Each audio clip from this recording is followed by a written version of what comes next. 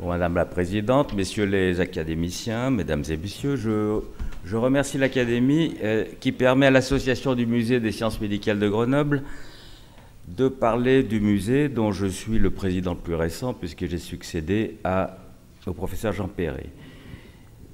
Je vais présenter cette structure. Bien évidemment, les choses sont plus terre à terre que les exposés que vous avez connus, mais cette structure dont l'histoire est assez récente puisqu'elle date de 1992. La suivante. Ah, bon. On m'a dit que je pouvais faire avancer, mais je ne sais pas. Voilà. Alors tout d'abord, pourquoi évoquer un musée là ce matin, un symbole du passé, au cours d'une journée consacrée à l'innovation et au progrès?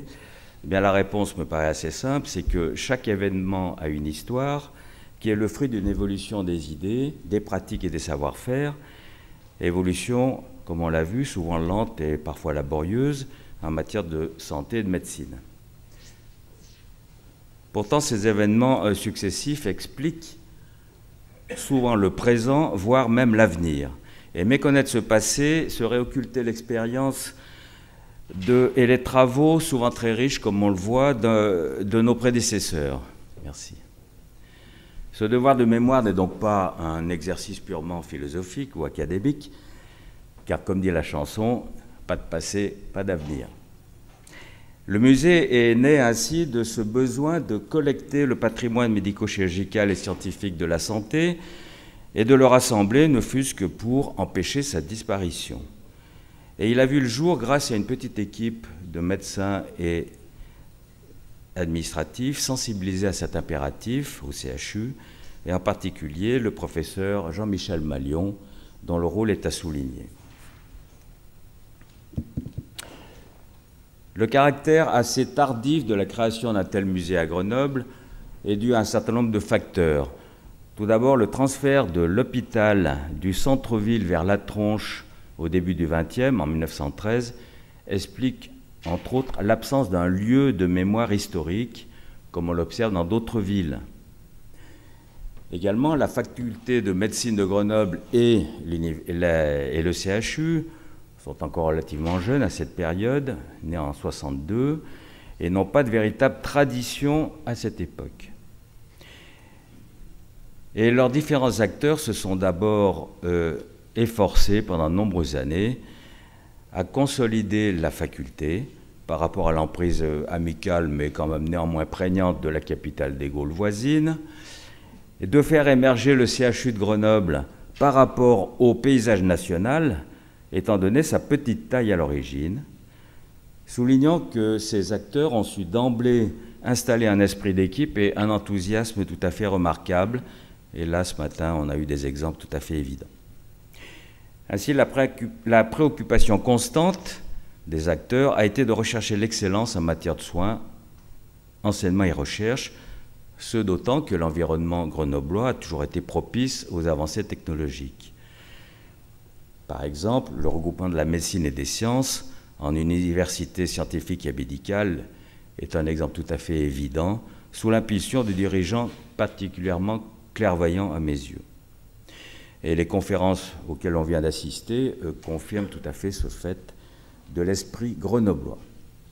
Ainsi, le besoin de penser au patrimoine dans le domaine de la santé, la médecine, et en particulier au CHU, s'est fait jour après une période qu'on peut appeler de maturation et a entre autres coïncidé avec la fin de carrière d'un certain nombre de nos patrons. Un des facteurs déterminants a été le risque de perte d'un lieu de mémoire au CHU, la chapelle de l'ancien asile des vieillards, ou chapelle des tuberculeux, que vous voyez ici. Cet édifice de belle facture, de la fin du XIXe, était désaffecté et risquait de disparaître ou d'être dénaturé du fait de la construction du tram et de la destruction de certains anciens pavillons. Et sous l'impulsion d'un petit groupe de personnalités, et avec le ferme appui d'ailleurs du directeur du musée dauphinois Jean Guibal, la décision de transformer la chapelle en musée a été prise. Soulignons la participation déterminante de l'administration du CHU, pour la réfection, la mise en place administrative et le fonctionnement du musée, ainsi que l'apport de soutien extérieur. Ainsi, le musée a été créé le 12 octobre 1992 sous la forme d'une association loi 1901, regroupant une trentaine de personnes d'horizons divers, avec pour premier président le professeur Mallion. Les objectifs sont la constitution, la restauration et la mise en valeur du patrimoine, l'organisation de visites, manifestations, conférences et des publications dont il existe un certain nombre, évidemment l'acceptation de prêts, échanges, dépôts par toute personne physique ou morale. C'est dans les statuts. Concernant le fonctionnement, il faut rappeler donc le rôle prépondérant du CHU de Grenoble, sans qui le musée ne pourrait pas fonctionner, pour le soutien logistique et délégation de personnel, et en particulier Sylvie Bretagnon, chargée des affaires culturelles du CHU et responsable du musée, dont le professionnalisme est à souligner de façon évidente. Nous remercions également le Conseil général de l'Isère, M. Valigné-Payen, pour leur participation active sous forme d'une subvention importante depuis de nombreuses années. D'autres organismes sont également fidèles, la faculté de médecine, le musée dauphinois et d'autres selon les thèmes des expositions. Alors le matériel muséal comporte actuellement une collection d'environ 3000 pièces issues de dons, prêts de tous ordres. On trouve ainsi des instruments de diverses spécialités, médicales, chirurgicales, anesthésiques, radiologiques, biologiques, pharmaceutiques. Il s'agit en majorité d'ailleurs d'objets du XXe siècle, donc pas très anciens. À gauche, vous voyez ici un appareil d'anesthésie à l'éther de 1920 environ, dit Dombredane, que certains, les plus âgés d'entre nous, ont peut-être connu. Il fallait respirer dans cet appareil et éviter l'apnée. Il existe aussi des ouvrages, des documents iconographiques, tableaux, photos, plans, des documents sonores, d'interviews par exemple, ainsi que des objets de mobilier, qui sont d'ailleurs, eux, souvent encore dispersés au sein du CHU. Alors chaque pièce est inventoriée et répertoriée précisément. Pour les expositions, nous avons opté pour des expositions temporaires uniques, étant donné que la structure est trop restreinte, entre autres en moyens, pour assurer une exposition permanente, et on peut le regretter. Les thèmes des expositions reflètent bien la variété des sujets abordés, tant humains que techniques, du fait de la tendance vers un musée de société. Alors la première exposition date de 1996, vous voyez, de la charité aux soins, qui a duré 1 an, et elle décrit l'histoire de l'hôpital qui, de lieu de charité et d'hospice, initialement, devient un centre de soins performant. Cette exposition a été préparée en lien étroit avec le musée dauphinois. La suivante, Médecine et secours en montagne, d'octobre 1998 à décembre 1999, met en évidence la particularité du CHU de Grenoble, ville olympique située au sein de l'ensemble alpin, rude et d'accès difficile, et l'exposition relate l'évolution des techniques spécifiques de sauvetage, en particulier en montagne, avec d'ailleurs l'aide importante du docteur Mantonex du SAMU. L'exposition Mémoire de soignants, d'octobre 2001 à octobre 2002, est une exposition bâtie à partir de l'expérience et des récits d'intervenants médicaux ou paramédicaux. Ces témoignages personnels retracent le ressenti face aux modifications et aux évolutions du CHU et de la santé. Il s'est agi d'un travail commun d'ailleurs avec l'université Pierre Mendès France. La suivante, l'infirmière 1903-2003, relate par des témoignages, objets, documentation l'importante évolution de cette profession, puisqu'elle a été créée, l'école d'infirmières de Grenoble a été créée en 1903. L'exposition Vaincre la tuberculose, un fléau en Isère, en 2004, est un panorama de cette maladie qui était tout à fait redoutable avant l'ère des antibiotiques, mais dont la recrudescence a été signalée encore récemment, Et cette pathologie était particulièrement connue dans la région, avec le développement important des établissements de soins et de cure, comme les sénatoriums du plateau des Petites Roches, préventorium du plateau du Vercors. Elle a eu un grand succès et elle est encore itinérante actuellement. Je ne parlerai pas de l'exposition qui a été une des plus importantes du musée, de la mesure à la robotique, qui a été exposée par le professeur Sarrazin, et qui a bien montré la particularité du CHU de Grenoble, résolument tourné vers l'avenir, l'innovation et les liens avec le bassin technologique grenoblois. L'exposition suivante en 2009, l'hôpital Évolution et Mutation, à partir de 1850, met en exergue les modifications considérables de l'hôpital de Grenoble à différents niveaux, développement des différentes spécialités, mutation parfois radicale, spectaculaire du mode de fonctionnement, avec parfois un certain nombre de tiraillements personnels, ainsi que les modifications architecturales actuelles, majeures, comme on le voit quand on se promène dans l'hôpital avec les nouveaux bâtiments. Et avec comme fil conducteur la nécessité d'une qualité optimale au niveau des soins, de l'enseignement et de la recherche au niveau de ce CHU. Les deux expositions suivantes, vous voyez en 2010, Parkinson, créativité et dopamine, où nous voyons des œuvres de patients atteints de cette maladie,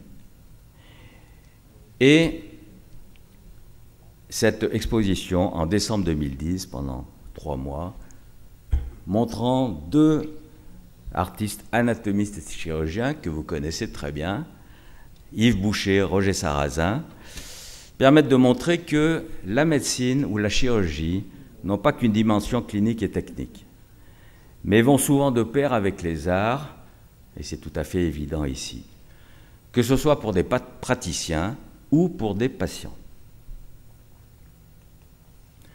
L'exposition en cours, qui a débuté en septembre 2012, Technologie et médecine, les pratiques médicales bouleversées, évoque l'évolution d'une médecine fondée au départ uniquement sur la clinique avec très peu de moyens, le stéthoscope, la prise de température, vers des pratiques de diagnostic et de traitement liées au progrès scientifique. Et ce, surtout au début du XXe siècle, avec l'apport de l'électricité, des rayonnements X en particulier. L'exposition montre qu'il s'agit du passage d'un empirisme médical, parfois le plus débridé d'ailleurs, comme on a pu s'en apercevoir, vers des procédures de plus en plus pertinentes. Les objets exposés correspondent à cette évolution avant l'ère de l'électronique, de l'informatique et de la miniaturisation actuelle, ce qui a rendu ces instruments le plus souvent obsolètes. Néanmoins, si les appareils ont changé, bon nombre de ces techniques persistent, prouvant leur validité. Enfin, signalons une exposition originale disséquant l'anatomie, en cours actuellement à la bibliothèque universitaire de la fac de médecine, car elle a été mise en place par les étudiants en médecine. Cette exposition, nous avons participé à cette exposition avec le laboratoire d'anatomie des Alpes françaises. Le musée grenoblois des sciences médicales est donc un lieu convivial qui permet des réalisations intéressant toutes les facettes de la santé, c'est un peu notre objectif. Il est ouvert à tous et à tout public, et en particulier aux patients et aux accompagnants de l'hôpital du fait de l'implantation du site. Le succès de cet ensemble est manifeste malgré la discrétion des moyens. En témoignent les nombreuses visites guidées sous la direction de Sylvie et de médecins, et à ce jour, l'exposition a compté 1800 visiteurs. L'intérêt des étudiants et des scolaires en particulier, des écoles, des collèges, écoles de formation sanitaire, facultés de médecine, nous conforte dans la valeur pédagogique de ces expositions. En conclusion, le musée mérite d'être connu et conforté. Il fonctionne grâce à l'énergie des membres de l'association, tous bénévoles, et à la compétence, l'enthousiasme de la responsable. Bien évidemment, tout support et apport sont les bienvenus. Et là, vous voyez un peu les coordonnées de ce musée avec son site que je vous conseille de voir, il est bien fait. La localisation au sein du CHU, rue du Musée, près du bâtiment administratif, côté Sablon. Un arrêt de tram qui est très commode puisqu'il est juste à côté. L'ouverture et les contacts auprès de Sylvie. Je vous remercie.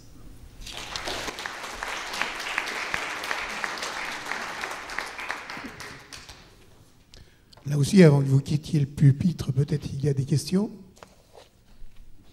Non? Pas de questions. J'ai tout dit. Donc, les autres questions, où il y avait M. Lebas, M. Mérieux est à l'extérieur, donc il est difficile de lui poser une question. Je vous propose qu'on arrête là, Madame la Présidente, qu'on aille au buffet qui vous attend ici, sachant que nous reprendrons ici à 14h précises. Oui. Et même un petit peu avant, dit-elle. Donc, vous m'en voudrez pas, mais d'ici 1 heure, donc à 13h45, je vous rappellerai qu'il faut rentrer en salle pour les 2 tables rondes qui vont suivre cet après-midi. Merci à tous.